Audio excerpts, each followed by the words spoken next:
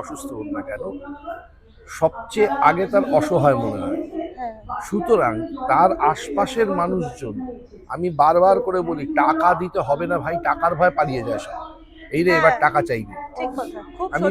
আমি বলছি যে টাকা দিতে হবে না ভাই, আপনি শুধু রোজ একবার করে টেলিফোন করবেন, একটু একদিন যান না, একটু আড্ডা মারুন না, একদিন একটু সিনেমা দেখতে নিয়ে যান না, কি এমন কাজ আছে, একদিন পাড়ার ক্লাবের ফুটবল খেলা হচ্ছে সেখানে গিয়ে একটু নিয়ে গিয়ে বসান না।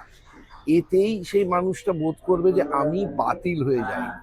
মানসিক সাপোর্টটাও ভীষণ সবচেয়ে জরুরি, এবং পরিবারের ক্ষেত্রে, এবং যে সমস্ত ভুল ধারণা আছে, অর্থাৎ ক্যান্সার ছোঁয়াচে, ক্যান্সার অমুক তমুক, এর থেকে কুৎসিত ভুল ধারণার কিচ্ছু নেই।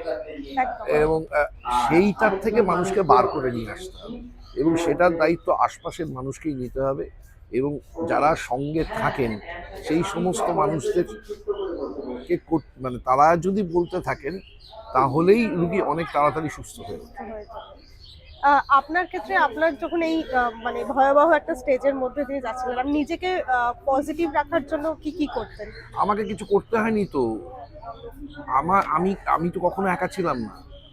এটা অনেক অনেক ভালো মানুষ ছিলেন আমার সঙ্গে, আমি কোনোদিন কখনো একা থাকিনি।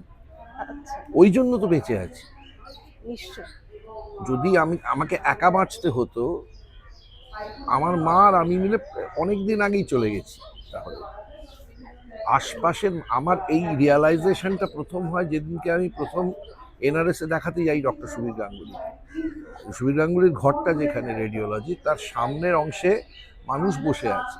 যারা বসে আছেন তারা প্রান্তিকতম মানুষজন, মানে মুটে, রিক্সা চালান, এরকম সমস্ত মানুষজন। তাদের সঙ্গে তাদের হয়তো স্ত্রী, নয়তো মা, নয়তো ছেলে, আর আমার সঙ্গে সেই মুহূর্তে 4 জন দাঁড়িয়ে রয়েছে। তো আমি দেখতে পেলাম যে আমি তো ও যদি লড়তে পারে, তাহলে তো আমার প্রসঙ্গ না, আমার প্রসঙ্গই আসে না। তো সুতরাং সবচেয়ে জরুরি হচ্ছে সাহচর্য, সবচেয়ে জরুরি। যে কোনো অসুখ, রোগ হল, মানে আমি বলছি জ্বর হচ্ছে আপনার, 103, 104 জ্বর হচ্ছে, আপনি চোখ খুলে তাকিয়ে দেখতে পেলেন যে আপনার যে বন্ধুটি, সে সামনে বসে আছে, মনটা ভালো লাগে।